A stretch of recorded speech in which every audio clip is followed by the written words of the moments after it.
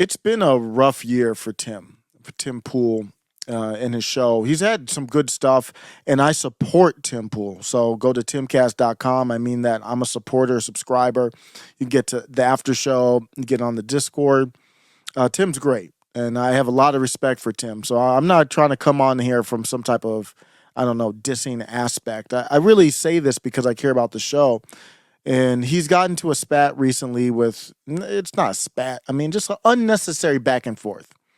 I mean, these are very well off grown men, both very reasonable with discussion. This is not going to be some type of serious beef or anything like. It's nothing like the Nick and Jake Shields stuff.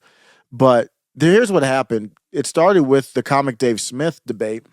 So this is going to happen. I'll do a separate segment on this hopefully, because I'm going to talk about Tim Pool and Patrick Bet-David. But this is how it started. It is official. It is official. Both Chris Cuomo and comic Dave Smith have agreed to do a sit down with a live audience PBD podcast on May 31st at 6 p.m. That's dope because Chris Cuomo has been talking about the pandemic, and there's a lot of people still pissed off about that, Dave Smith being one of the top ones. And I think Chris Cuomo is going to take that as a acquiesce. I don't think there's much for him to debate against comic Dave Smith. That's not going to go well.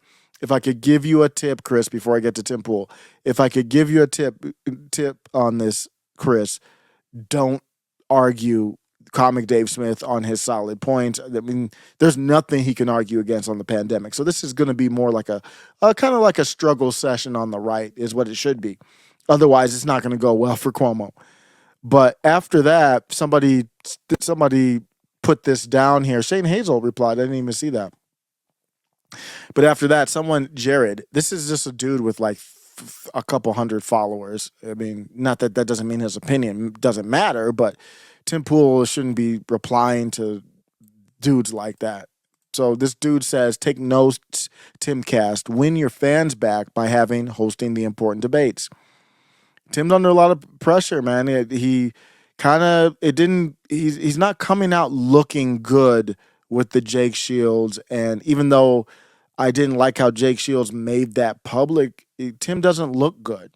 Make it happen. Nick was right. I said my take on Nick when Nick was like, F all this nonsense, stop effing around and make it happen or don't make it happen. I never said Nick was wrong. My take was that's beneath Nick to talk about a booking on Tim Pool's show. Nick is orders of magnitude more important, more influential, more impactful. That's not a diss to Tim. We're talking about the heavy hitters here. Nick Fuentes is on a whole nother level than Tim Pool. He doesn't need to be getting involved in a booking debate.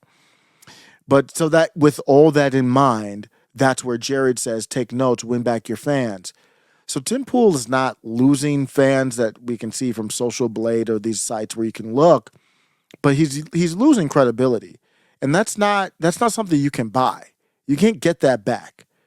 So there is a little bit of incentive on Tim's side, even if he doesn't want to have these debates. And if I were Tim, I would just do it on Rumble or X, just so I'm like, okay, I don't have to worry about losing my YouTube platform. Like, Tim doesn't do any Twitter spaces. Why not just do a Twitter space? I mean, it's difficult because he does his show every day, but I mean, come on, man, you can figure that out. Do it on the weekend. I don't know, man. You can figure that out. Do it on a Twitter space, or, I mean, it doesn't even have to be that, or Rumble. And just so you can at least say, I did it. I had the conversation. I'm not doing it on YouTube because this is too wild right now. We're going to be talking about the JQ, and there's just too much. He would still have his credibility, but he took the wrong path.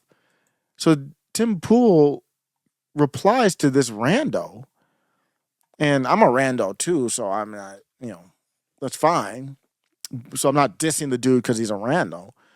But you're Tim Pool. You shouldn't be replying to that dude. And Tim Pool replies, actually, I was asked to do the debate and turned it down. So that's breaking news. Tim Pool was asked by some PR person or through Patrick Bet-David to do the debate with Chris Cuomo. Here's what's happening with this backdrop. Patrick Bet-David, in some capacity, hired Chris. I don't know what the exact relationship is. Hired Chris Cuomo. Chris Cuomo has been when he was on CNN, he was very hypocritical on the pandemic and just really disgusting behavior, defending his brother, of course, after allegedly could have led to the deaths of thousands of senior citizens. And just, he was a horse pace type guy, talking about all that nonsense. So he was very problematic. He was the face of the state, one of the biggest. Patrick Bet-David brings him on.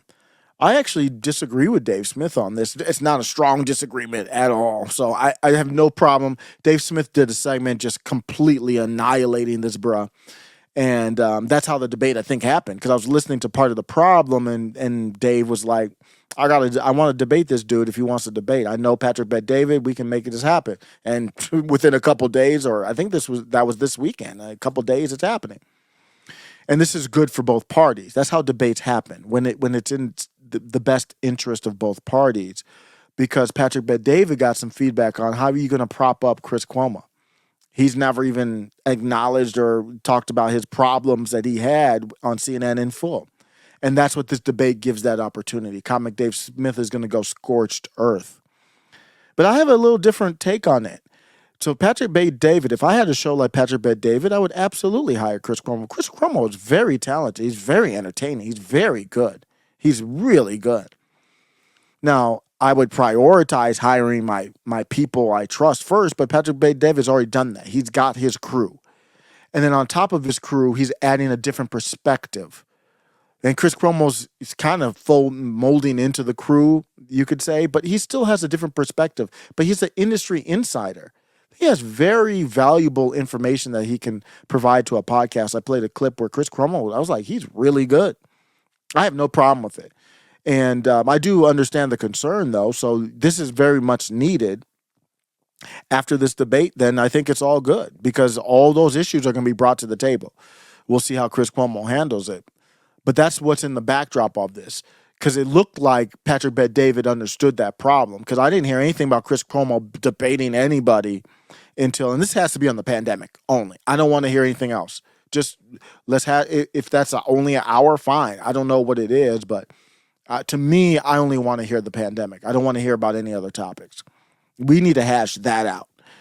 But they asked Tim Pool to debate Chris Cuomo, because at first when I saw this, I'm like, who? I was asked to debate. I thought like he was asked to host the debate. Now, Tim Pool's a debate bro. I mean, at heart. So that's not surprising once I look at it, but he doesn't debate as much anymore because he's a boss. Like Patrick Bet-David doesn't. Well, he's not a debate bro, but Tim Pool at his core, he's quick recall, extremely bright. As long as it's not about that country 7,000 miles away or the TikTok bill or Trump and the pandemic, he's pretty solid. So 99.9% of the time, he's pretty solid on his take, very solid on his takes. Middle MAGA.